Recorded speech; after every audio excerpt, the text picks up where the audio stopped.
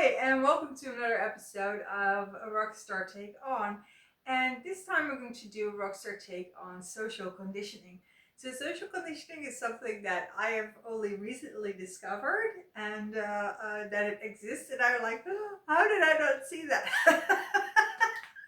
So, maybe you are familiar with it, or maybe you don't agree with what I think it is.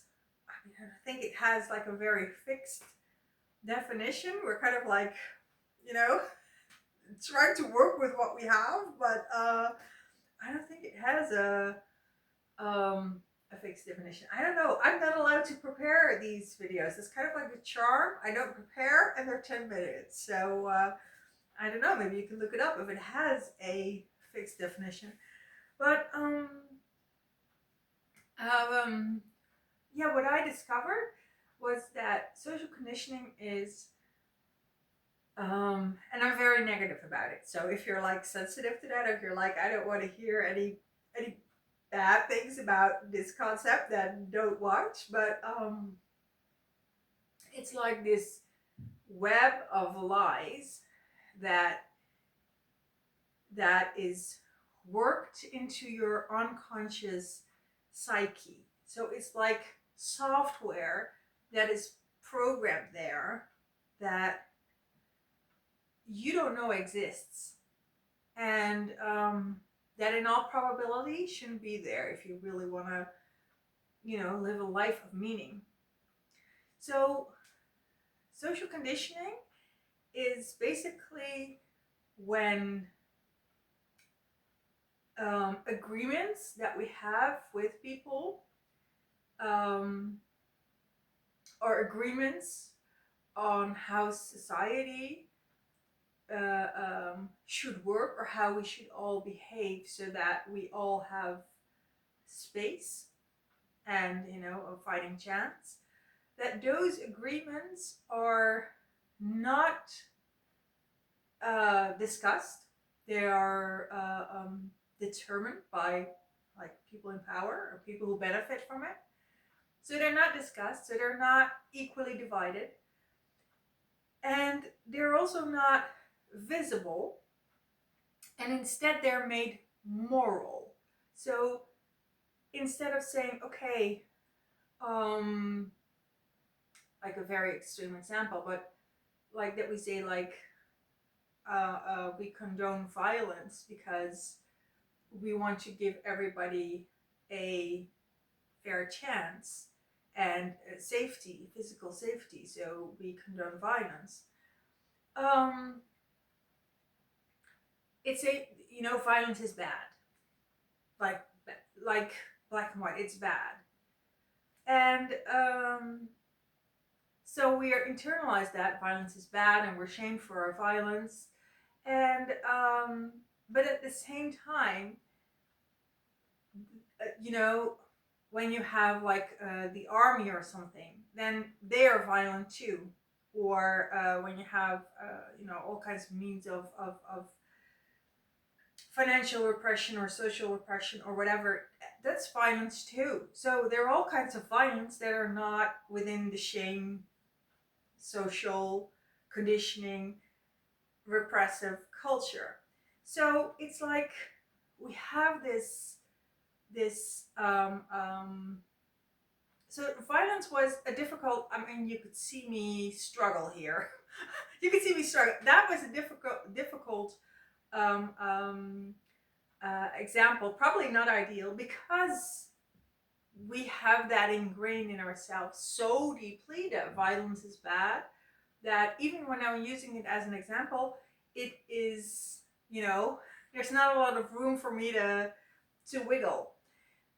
If you have if it's about monogamy, for example, then it also already becomes easier to see that monogamy is linked to capitalism, and it's linked to fathers wanting to know who their baby is from, and it's like, it's already easier to see that monogamy is rooted in social conditioning, and that there is no such thing as monogamy being good or bad, except that our software tries to tell us if the software is successfully implemented, then we think monogamy is good and non-monogamy is bad. So those two examples with monogamy and with violence, those are examples of social conditioning. And they're very explicit examples, but it's like, you know, especially for women, there's like, you know, women should be beautiful, women should be pretty, you know, we should be wanted, we should be liked. Our survival depends on whether we're, you know, approved of and validated by men. I mean, yeah, or that is your social conditioning. And one of the ways to see it is that it's like really this matrix-like, so the movie The Matrix from 1999, it's really this matrix-like layer of reality that is so close to ours, so close to who we physically are and actually inside our brain, that we can't see that it's fake, that it's created by someone else, and that someone else is going to benefit from it, that it's not there for our benefit. It's not even there for the benefit of society at large. It doesn't create equality, this piece of malware that we have in our head. It creates inequality, and it benefits the people in power. So to me, social conditioning is like, it would have been the big evil of our times if it was not, and it was so eternal. So it's, it's thousands of years old. And it probably, I think it started with I think it's called the agrarian revolution or agricultural revolution, or I think that's where it started, because that was when our communities just started to grow. So that was probably the birth of social conditioning. So it's not the big evil of our time. It has been the big evil for a while. But it's an interesting. It's very interesting to, to experiment. If you feel shame, or if you feel fear, to start thinking,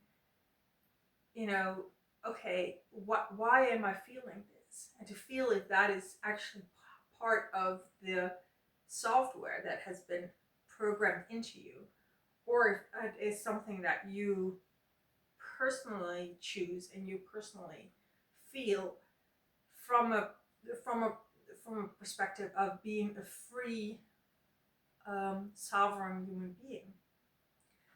So that was it. Oh, it's so heavy. Okay, that's great. 8 minutes. I'm under 10 this time. Okay, that gives me 2 minutes to think about the next time. This was a heavy one. So let's have something. Oh, let's have the next one about fun.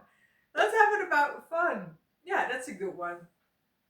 And we definitely deserve that after this. After social conditioning, we deserve it. Okay, so that was it, and see you there. Bye-bye.